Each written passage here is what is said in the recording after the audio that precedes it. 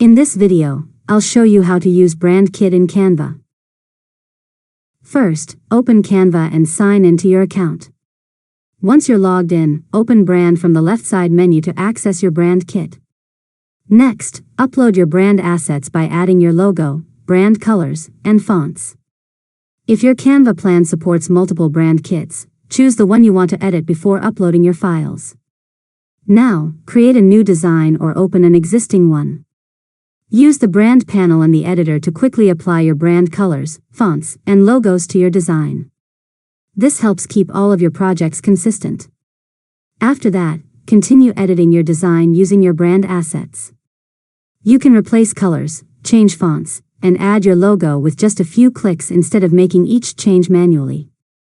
Finally, when you're happy with your design, click the Share button, select Download, choose your preferred file format, and save it to your device. And that's it. You've successfully learned how to use Brand Kit in Canva. If you found this tutorial helpful, make sure to subscribe to Learn Mode Lab for more tutorials.